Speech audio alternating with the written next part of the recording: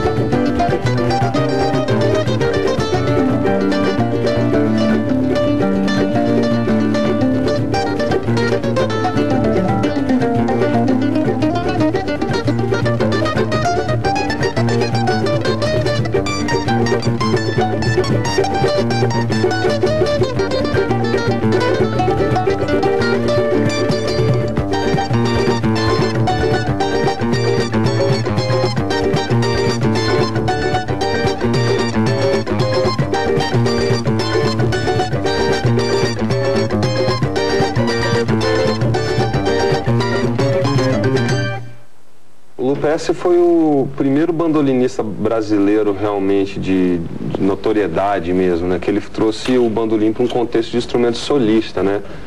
Foi trabalhar nas rádios ainda na primeira metade do século XX ainda, né? Ele atuou até o final da vida, que foi há 30 anos atrás, até a década de 70 ele ainda estava atuando. E com certeza ele foi uma das maiores influências para o bandolinista que veio logo depois dele, que foi o Jacó do bandolim. Né? E por consequência do Hamilton de Holanda, que a gente vê aí, e vários outros bandolinistas.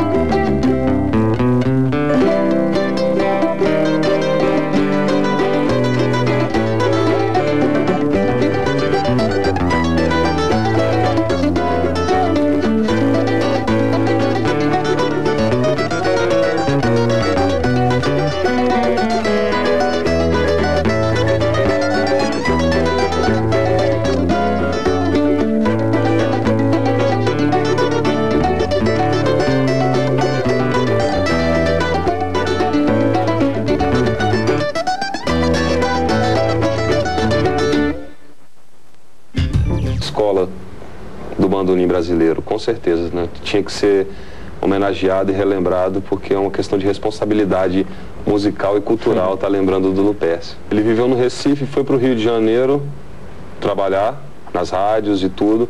Por motivos pessoais ele teve que voltar a Recife novamente, mas depois retornou ao Rio de Janeiro e aí já estavam nascendo o Jacó do bandolim e outros solistas, outros camaradas, né? Na verdade, eu acho que ele não ficou tão conhecido assim, porque quando ele voltou para Recife, foi quando a coisa bombou no Rio de Janeiro, aí pintou o Jacó, pintou o Valdir, e aí quando ele voltou, o Jacó já era o Jacó, o Valdir já era o Valdir, já estava feito. E ele tinha feito muitos trabalhos anteriores a isso, mas sempre tocando com cantores, tocando em regionais de rádio. Até o Zé Menezes estava contando que quando ele foi para o Rio de Janeiro tocar na regional da Mairinque Veiga, foi substituir o garoto, o regional era o Tucci, o cara que inventou o 7 cordas brasileiro, Laurindo de Almeida de violão, Luiz Americano, sopros, João da Baiana, pandeiro, e Luperce Miranda de bandolim, que depois o Zé Menezes foi tocar no lugar do garoto nesse regional.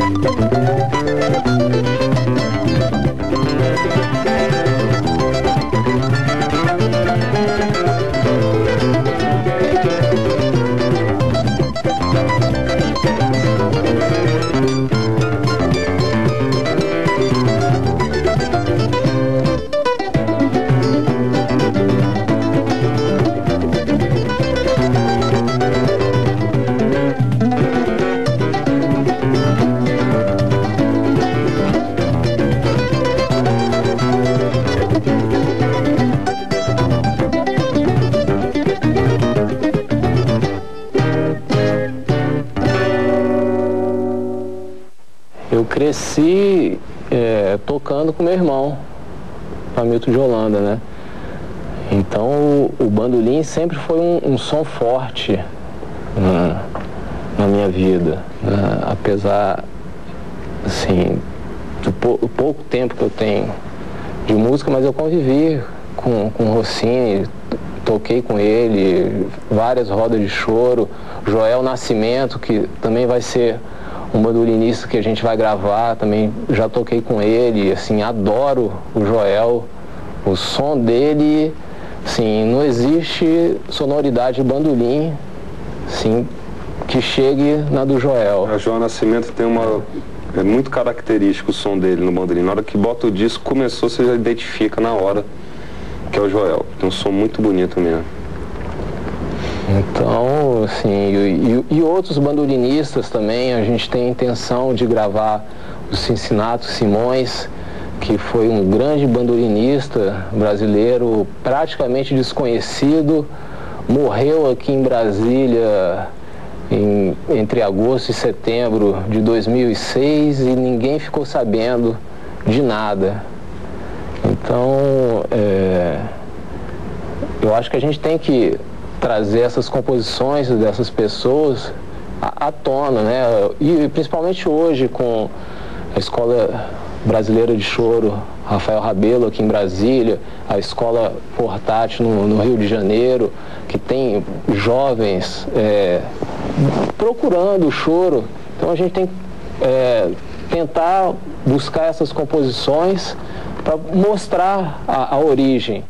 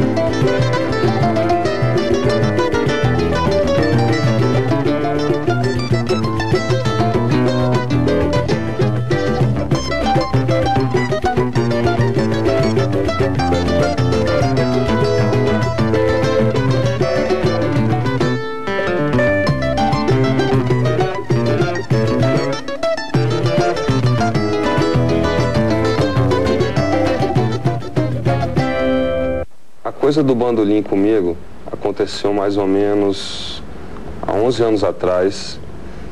Quando eu, menino tocando violão, eu acidentalmente, né, ouvindo umas fitas, ouvindo umas coisas, encontrei umas coisas de choro, né?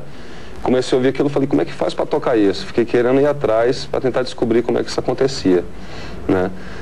E aí um colega mais velho falou assim, vai no Clube do Choro que você vai ver eles tocando isso. Cheguei lá, vi o Reco tocando, o Reco do bandolim tocando bandolim, já na hora a coisa pegou, né? Pegou assim, me identifiquei instantaneamente com o instrumento. Passado um pouquinho mais de tempo, eu acabei indo parar numa roda de choro através de amigos da minha mãe me levou, falou, você tem que ver esses músicos tocar, né? Muito legal. Passa um pouco, chega o César e o Hamilton, dois garotos também, né? Como eu. Hamilton com o bonezinho pra trás, tá? Né, garotão, pegou aquele bandolim e fez sair fumaça, né? Eu fiquei maluco, né?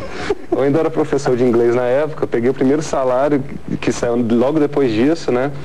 Já comprei um bandolim e fui atrás do Hamilton, né? Fui na cola dele. Ele com certeza me ajudou muito, abriu muitos caminhos, além de, mais que tudo, é um grande amigo, né? E é muito legal você estar fazendo música, além do profissionalismo de tudo, você tá sempre com os amigos, as pessoas que querem o bem comum, né? Muito bom isso.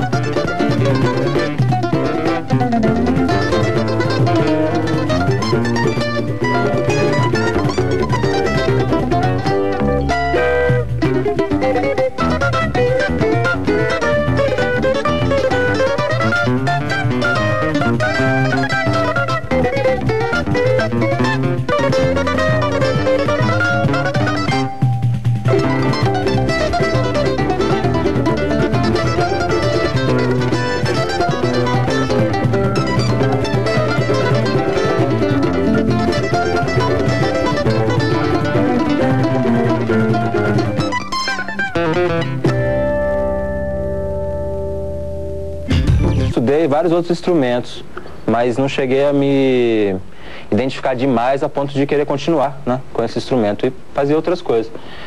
Mas parecido com a história do Dudu alguns anos depois, todas as quadras não tinham mais uma banda de rock, tinha uma banda de pagode, né?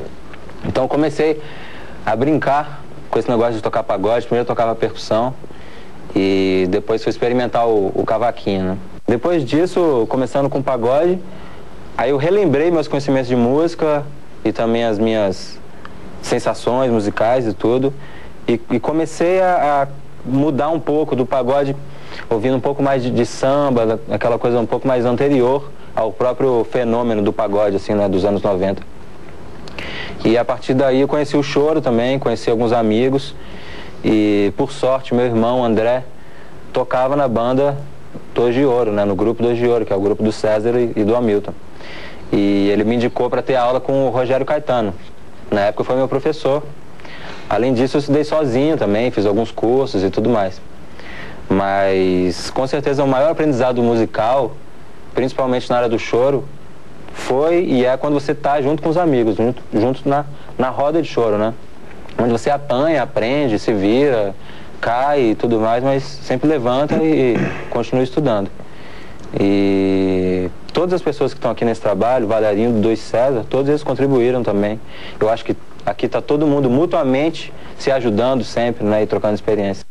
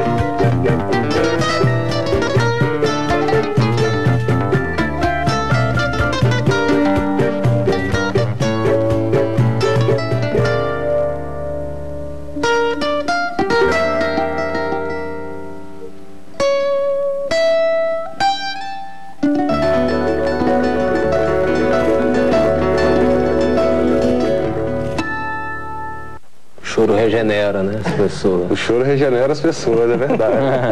Eu que era uma alma perdida, né? Fui regenerado pelo bandolim e pelo choro, com certeza. Fez uma diferença muito grande na minha vida. Eu vejo aquela coisa da escola de choro, quando eu vejo aquela garotada, que talvez uma geração anterior, que foi a minha, por exemplo, não teve essa oportunidade, né?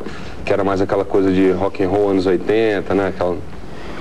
Você vê um garoto novo daquele tocando música brasileira, tocando bandolim, flauta, cavaco, e ele se reconhece dentro de um contexto sociocultural que ele contribui tocando aquela música brasileira e ele usufrui, recebe de volta também.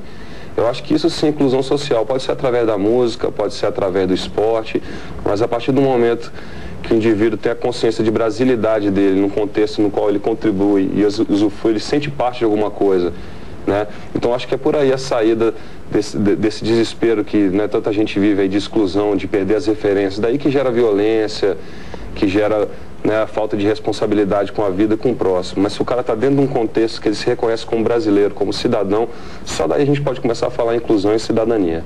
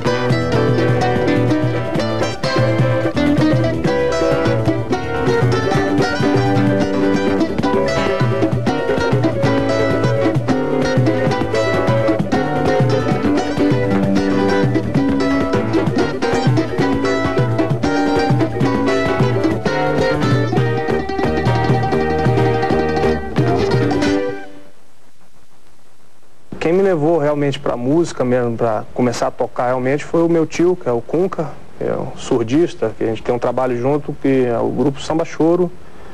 Tocamos aí em vários lugares. E o meu pai... Né?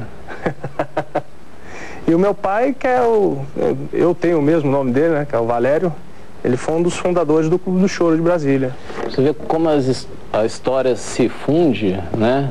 Todo mundo falou, César, Milton, né?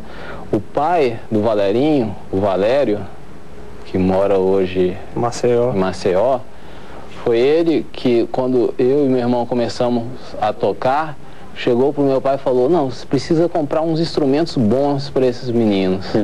Obrigado, Valério. Ganhei um violão bom pra caramba, meu irmão também ganhou uma bandola boa. Obrigado.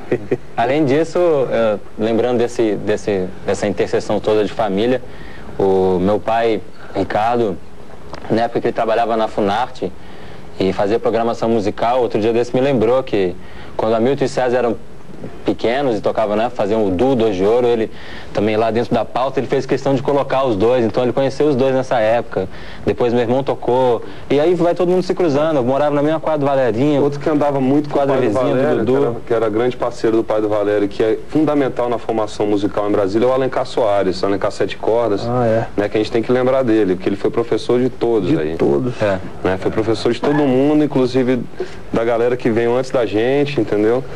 Né, outro cara importante é o Gamela, tem o Paulo André Tavares, tem o Renato Vasconcelos, que é tio dele também. Então, Geraldo Pinheiro, né?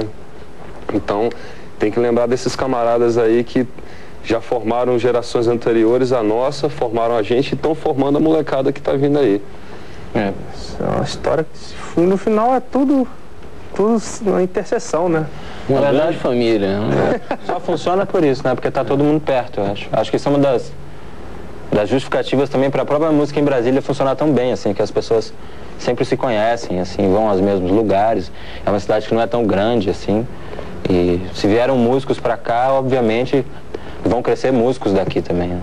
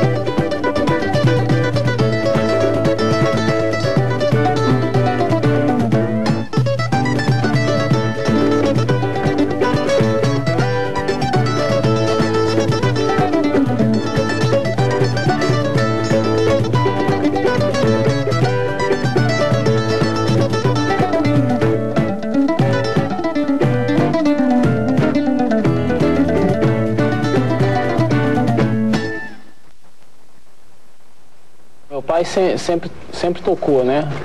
Começou tocando bateria, tinha 15 anos de idade, depois tocou contrabaixo e começou a tocar violão. O pai dele era trompetista, o irmão saxofonista. E quando ele veio aqui para Brasília, transferido, militar, veio transferido para Brasília, em 77, ele conheceu o Evandro Barcelos, cavaquinista, violonista aqui da cidade, que toca com o Valerinho, as coisas se encontrando de novo. Ele falou, pô, você precisa ir ao Clube do Choro, conhecer lá. E aí o Evandro acabou levando meu pai ao Clube do Choro. Meu pai se empolgou com o choro, comprou um cavaquinho e vários discos de choro. Então, quando eu e meu irmão nos interessamos pela música, o que tocava na vitrola em casa era só disco de choro. Meu pai estava louco por choro. Então era só choro. Então, quando a gente pintou um instrumentinho, qual era a música que a gente ia tocar? Era choro, porque a gente estava ouvindo choro. Já estava ali, ó, no ouvido da gente o tempo todo, e começamos a tocar choro.